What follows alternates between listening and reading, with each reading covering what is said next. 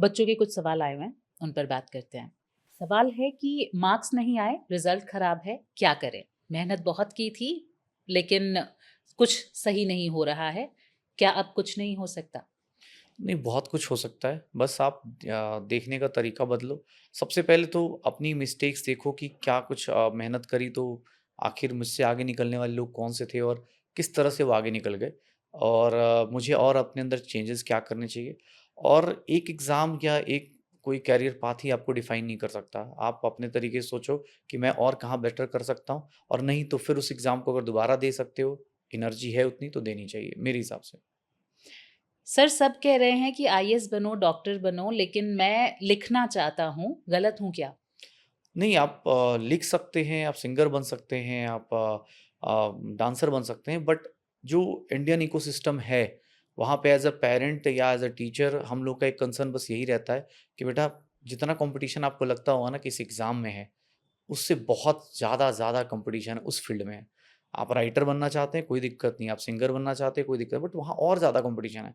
ये एग्ज़ाम ज़्यादा ईज़ी है। एज़ अ पेरेंट कोई सोच रहा है आपको कोई सजेशन दे रहा है तो इसलिए दे रहा है।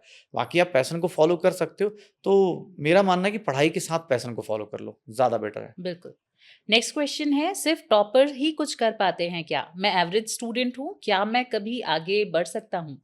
नहीं, ऐसा कुछ इसी नहीं पे है। बात हो रही थी टॉपर्स हमारी। हाँ, टॉपर्स हेडलाइन्स बन जाते हैं बट ऐसा नहीं हर एक बच्चे की अपनी कहानी होती है और हर एक सक्सेस की अपनी कहानी होती है, उनके पेरेंट्स की, उनके बच्चों की मेहनत की। तो बेटा ऐसा कुछ नहीं है कि टॉपर्स की ही कहानी है। तुम्हारी अपनी कहानी कि तुम हीरो, कोशिश ये करो कि हाँ, अपनी कहानी बेस्ट लिखने की कोशिश करो। सर, घर वाले कंपेयर करते हैं दोस्तों से, मैं थक चुका हूँ। ये भी एक सवाल आया, इस पे हमने अभी बात भी की थी। उस कंपैरिज़न के लिए मम्मी-पापा को ज़्यादा तो नहीं बोलूँगा बट हाँ, उनको समझाओ ये पॉडकास्ट सुनाओ कि आपकी एक्सपेक्टेशंस क्या होनी चाहिए और तुम अपनी अगर तुम अपना बेहतर कर रहे हो ना, तो फिर इस कंपैरिज़न से डरो मत क्योंकि ये कंपैरिज़न आज नहीं, कभी भी लाइफ़ में हर एक चीज़ में होगा। एक मोबाइल लोगे उसमें भी कंपैरिज़न होता है। तो ये तो बहुत ज़्यादा बेसिक चीज़ है कि पढ़ाई को लेके कंपैरिज़न है। तो इसके लिए थोड़ा-सा मजबूत बनो, मेरी तरफ से यही सजेशन है। नेक्स्ट क्वेश्चन बड़ा अच्छा आया हुआ है यहाँ पे सर। लड़कियाँ चाहें जितना भी पढ़ लिख जाएँ, जितनी भी वर्दी हों, ये क्यों कहा जाता है कि उनके लिए teaching is the best profession? I am not against teaching, but सिर्फ टीचिंग ही क्यों?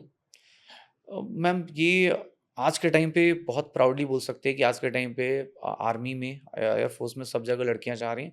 थोड़ा-सा ये ऑर्थोडॉक्स सोच थोड़ी-सी टाइम लगेगा सोसाइटी को चेंज करने बट हो जाएगा। अब वो नहीं रह गया कि लड़कियां मतलब कि सिर्फ हाउसवाइफ हैं या कुछ छोटा-मोटा काम कर सकती हैं। आज के टाइम पे इंडिया बदल रहा है और लड़कियां बहुत ज़्यादा एंटरप्रेन्योरशिप और बहुत सारे बिज़नेसेस में बहुत सारे अलग-अलग स्पेस रिसर्च सब जगह वो जा रही हैं। तो मुझे लगता है कि धीरे-धीरे टाइम के साथ चेंज होगा बट हाँ इसके लिए मैं जो भी लड़कियाँ हैं उनसे बस बोल सकता हूँ कि बेटा आप अपनी मेहनत पे फ़ोकस करो, सोसाइटी को दिखाना भी है कि लड़कियाँ क्या कर सकती हैं। हुँ। एक और क्वेश्चन आया है जो कि काफ़ी ज़्यादा आया है कि हम एग्ज़ाम्स को क्रैक करने के लिए क्या हमें ब्रह्मास्त्र यूज़ करना चाहिए? सुधांशु सर क्या यूज़ करते हैं?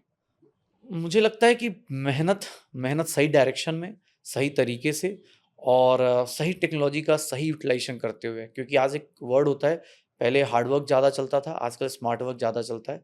स्मार्टली वर्क करो, कोशिश ये करो कि जिस भी एग्ज़ाम की प्रिपरेशन कर रहे हो, उसकी पूरी फ़ील्डिंग सेट करो कि यार मुझे ना इस एग्ज़ाम में ये चीज़ रिक्वायर्ड है, मुझे ये चीज़ें करनी है और उसके हिसाब से मुझे अपने आप को एक फ़ोकस तरीके से चलना है। एक बार सोच लिया, फिर लग जाओ, उसमें इफ्स एंड बट्स मत लगाओ क्योंकि वो फिर लगाओगे ना 2 दिन इधर-उधर परेशान रहते हो, तो यहाँ से बहुत ज़्यादा डिटरमिनेशन आता है।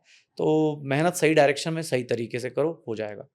सर, फिज़िक्स वाला की जर्नी पे अब चलते हैं यहाँ से। कैसे जर्नी शुरू हुई थी और कौन-सा वो मोमेंट था जब आपकी पहली रील वायरल हुई थी?